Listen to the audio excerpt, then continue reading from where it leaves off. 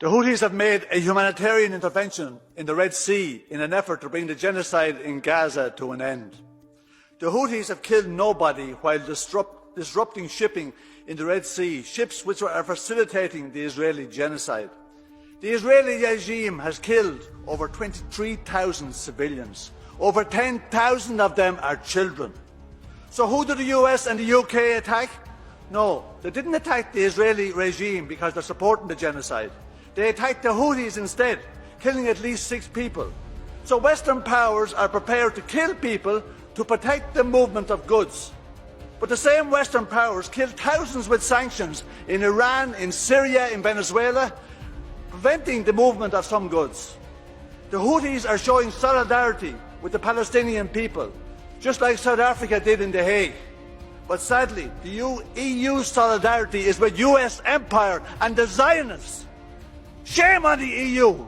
Despite the catastrophic death toll it has inflicted, Israel is losing, on the ground and in the court of public opinion. There's no way that this ends that doesn't leave Israel a pariah state with occupation and apartheid on borrowed time, and they know it. So they're doing everything they can. Desperate acts of aggression to provoke a wider conflict with Lebanon, with Iran, with anybody, to draw in the US, to save them from the consequences of their own actions. And as Yemen shows, Butcher Biden is reporting for duty. With Europe's proud genocide by his side, they are the ones who have enabled the continuation of Israeli terror. Without them, it would already be over. So take note, Butcher Biden. The ancestors of the Ireland that you claim to be from disown you. Keep our country out of your mouth. And as for von der Leyen and genocidal Germany, with your words and deeds supporting Israel in the ICJ, not in our name. The people of Europe stand with Palestine and with South Africa. I just have to say, I love Yemen, okay? I love Yemen. Like, I have never seen solidarity like Yemen does solidarity.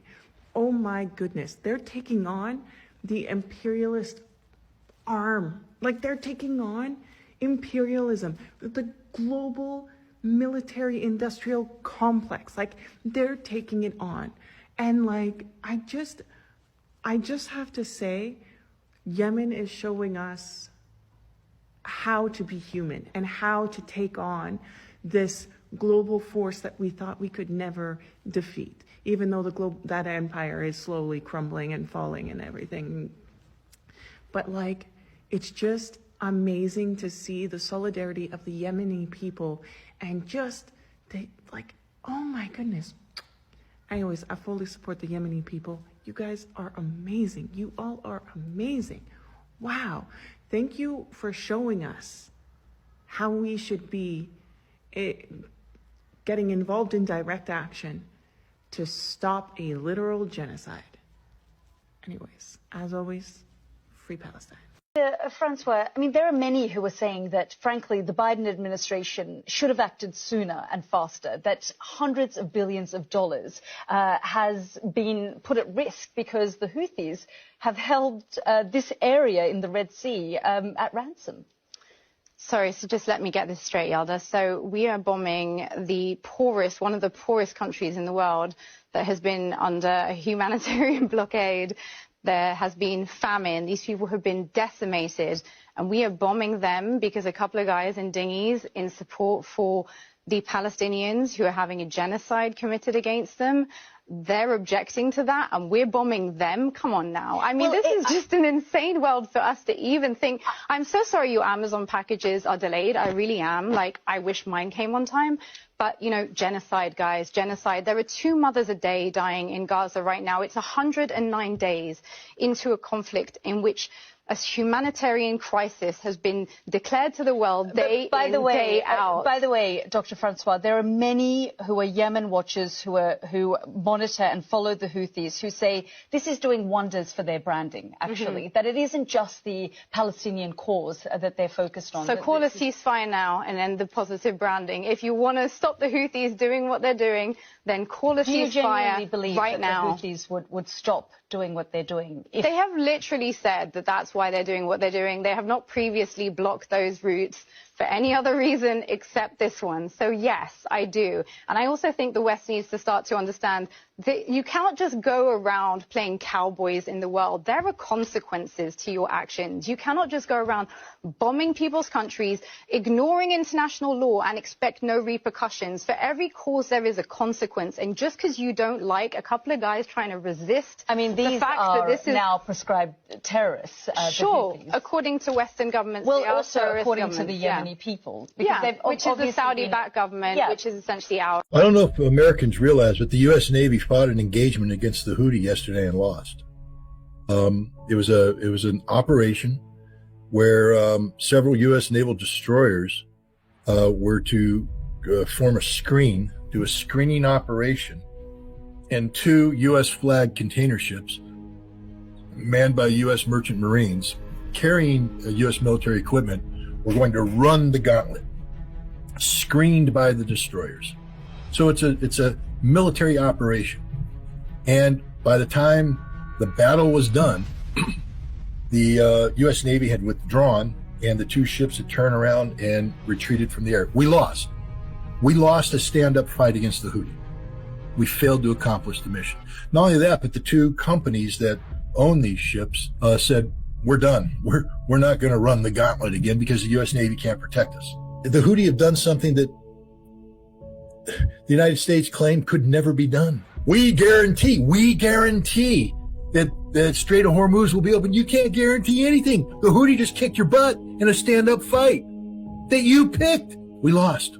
The Houthi beat us. So Israel's losing that war. Israel's talking about going to war against Hezbollah. I'll just tell you right now, if they fight Hezbollah, Hezbollah will not only defeat the Israeli army, Israel will lose the Galilee. They will lose northern Israel forever. They'll never get it back. They're going to lose the Golan forever. And this is good. This is good. It looks like we're withdrawing from Syria. And it looks like we're going to withdraw from Iraq. We're out of Syria. We can't sustain it. It's unsustainable. And we're out of Iraq. It's unsustainable. This is a huge victory for Iran, for the axis of resistance. We have a high-tech military that can't fight. They just proved it. Aegis-class ships. Aegis radar. The fantastic SM-3, SM-6 combination. We've got missiles, we've got radars, we've got ships. And the Houthi went, and we got drones and ballistic missiles, and you ain't going through the strait. And guess who won that battle? The Houthi. It's a sham. It's all a joke. $1 trillion a year to a U.S. military that can't win a war against the Houthi. You know, it's that bad. I swear to God, Yemen does not give a flying shish kebab. Yemen has just designated the US and the UK governments as global terrorist networks. They're so funny, I swear to God. They don't care. I'm just remembering the music video. I'm just remembering when they captured loads of ships on the Red Sea, and then they made a music video, and then they used the ships as tourist sites, and then there was a wedding on one of the ships. Yemenis don't get they live in another world. I thought Egypt was the funniest Arab country, but honestly, Yemen is courageous, they're hilarious, and they just don't care. They just designated the US and the UK as global terrorists, as they should.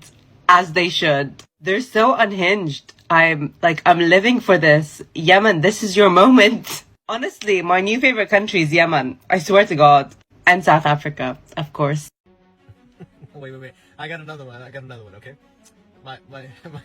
The homie in Yemen be like, إن القوات المسلحة اليمنية أطلقت صواريخ باليستية والنتائج فطايس كبيرة وقد حصلنا على سفينة جديدة محملة بالحفاضات